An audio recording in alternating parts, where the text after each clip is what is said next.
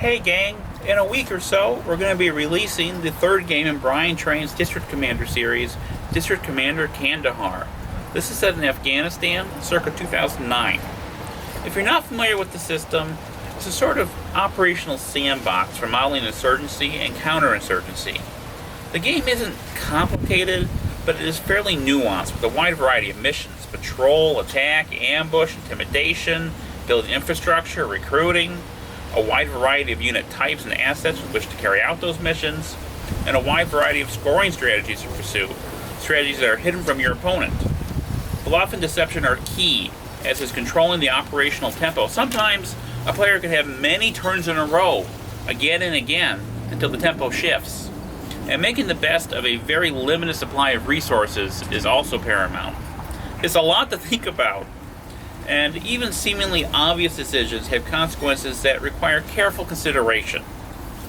For example, as the government player, if my current strategy, card right side up, that would help, assigned to me by my superiors, is counter-guerrilla, I might want to disrupt, i.e. eliminate enemy units. So I'm getting 3 points for each of those, and not getting points for a lot else. Sometimes even getting penalties for doing other things.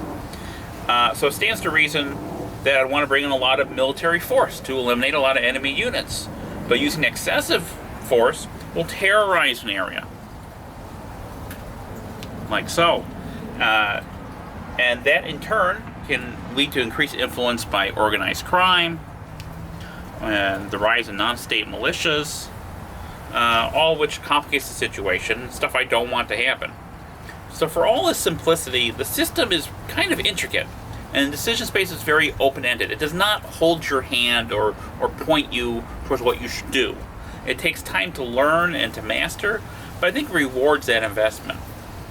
And all of that is before you even get into the host of optional rules you can use to customize the experience and really experiment with different strategies and different theories and doctrines. Now, if this sounds like it's up your alley, we actually did 3 videos last year about the first game in the series, District Commander Maracas, which you can find on our YouTube page. We get into some detail about the types of missions, how they're resolved, and how some of these interlocking parts work together.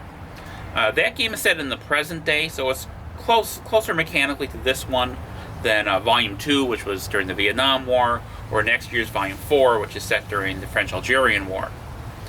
There are some differences here, of course, reflect the situation in Afghanistan. For example, the insurgents can sneak across the border to Pakistan. But if you watch those Maracas videos, you'll have a pretty good sense of how the thing works, and if this series is one you might be interested in. We hope you are. So, that's it for today. Take care.